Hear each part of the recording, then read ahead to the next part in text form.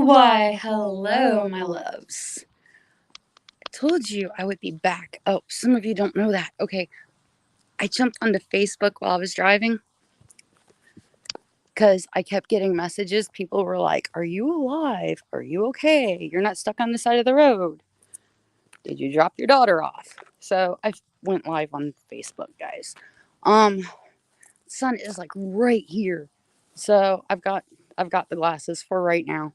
I'll take them off in a second. So I'm at my second location of the day. I am standing right in front of it. I'm not able to get inside of this one, and let me tell you, I will be back to get inside of this one. This one is, I feel a pull to it. It's uncanny. Um so I am at, you guys know I'm doing 3 locations in Wisconsin. I am at the haunted Glenbulah School. And what I have learned is an extremely haunted Glenbulah. So, without further ado, let me walk you around. Do. Don't mind me, I'm still learning. Okay, so this school was actually opened in 1916 as a high school. And what's cool is if you look all the way up there, which you guys can't really see it, and I don't think I can zoom in, it actually has the date of 1916 at the top. And right here, it says high school. So we'll just do a quick little walk around. I'm going to walk wide. So it's a cute little school. It's not that big. I'm sure it's a lot bigger inside than it is outside. Now, maybe it's because I was at an elementary school last Saturday. Maybe that's why this is like near and dear to me. But I'm loving it.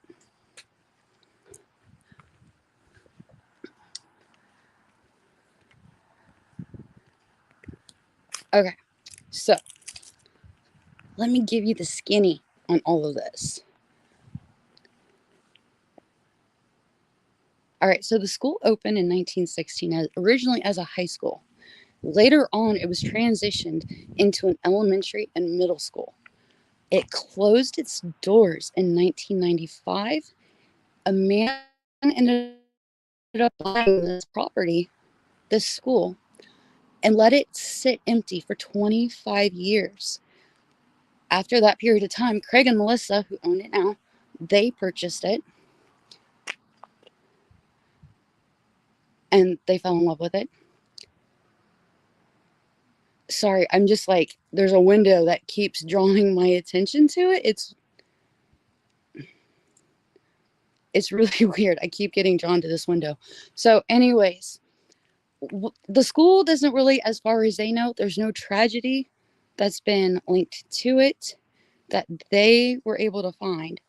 But they did find 2 very interesting, how shall we say, legends that, if true, could be the cause for some of the hauntings that are happening within these halls. So the first one goes back to a little girl. Unfortunately, this poor child had cancer. She ended up passing away. And as a tribute to this little girl, the rumor has it that there was a cat picture that was put on the wall in remembrance of this child. Now, when the teachers would leave for the day and they would come back, the lights would be on and the picture would be on the floor mysteriously. It happened so frequently that they ended up having to bolt this picture to the wall to keep it from falling down. Now, the second one I find very intriguing. The second one is of a little boy in the early 1900s. He was picked on tremendously to the point where his mom, who come to find out was one of the witches here in town, decided that she was going to place a curse on the school. Do I know this to be fact? No. But town legends are what make towns. I do know that I would love to dig deeper on the school to find the history. If there's one thing that I did learn with going to a school last week, is that children's spirits in general, I believe, go back to where they have their happiest memories. And if these halls are filled with students and possibly teachers, maybe even parents, because this is where they had their happiest memories, I think that's pretty heartwarming. From what Craig and Melissa have stated, they have a lot of activity within the halls, especially hearing very clear, very loud voices, not EVPs, but to the human ear. Having experienced that myself when I was at the old Franklin County Jail, I think that's amazing. That doesn't happen very often. And to have that within a school, I think that is so heartwarming. To know that children are here and they're still having fun. I'll be honest, there's like 2 rooms that keep pulling my attention. I keep feeling drawn to these windows. It's weird. Like, I actually pulled in and there was one room and I swore it was weird. I swore I saw a face looking down at me with a smile. It was the craziest thing. But we're in the paranormal, so is it really crazy? I think not. So here's the really, really cool thing about this property. This is something that is actually upcoming. It's going to be September 22nd through the 24th. It's going to be the Great Lakes Paranormal Conference. If you guys are able to make it to this, if you're local here in Wisconsin, hell, even if you got to drive, I just came from Ohio. It's not that long of a drive. In all honesty, if we were to take out my Monroe trip, it took 7 hours to get here. I know a lot of people would be like 7 hours, but that's not that long of a time, in all honesty. And it's not that bad. So I got to tell you about who's going to be here. I know some of these people. I'm actually pretty stoked. So they're going to have Richard Eastup here. If you don't know who Richard Eastup is, you need to. He's an amazing author. He's written a whole slew of books about his travels and the places that he's investigated. You're also going to have the Dave Schrader. And from what I'm understanding, Shane Pittman is supposed to be here too. You're also going to have from TAPS, Jason and Sherry. And you're also going to have Adam Berry. I did see Jeff Bellinger's name on the list as well as Christina Bloom and Diette Renee. And from what I understand, Christina's even going to be helping with some of the investigations that's going to be happening in Sheboygan. So you're not going to want to miss this event. You've got some big name people here who know their stuff, that want to share their wealth of knowledge, and I speak English, sorry. And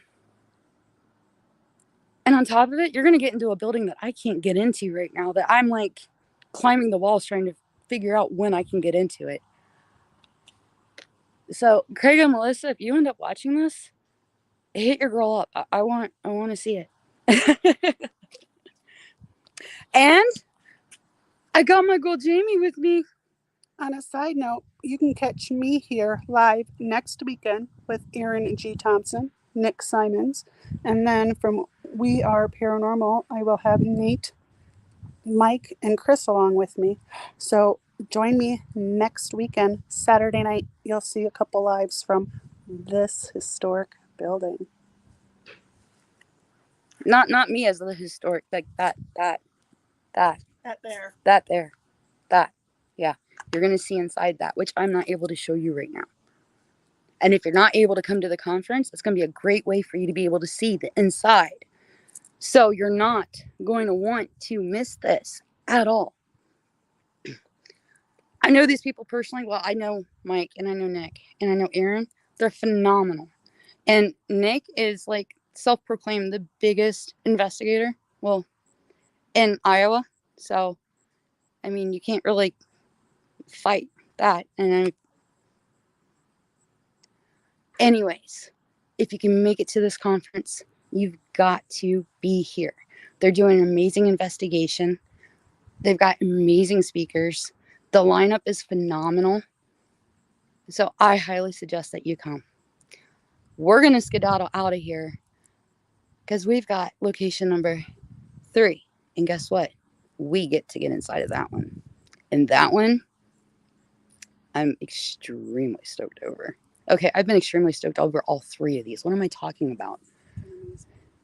But it's okay. You guys like when it's freaking epic, okay? It's freaking amazing. I should have like a hashtag freaking epic. Freaking geeked out. Be like Brie. All right, I'm gonna see you guys later.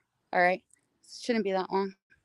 So you guys have enough time to take a potty break, go get a snack, get in your comfy clothes, and then come and hang out with me and Jamie at the Broadhead Manor. All right, love you guys. Peace.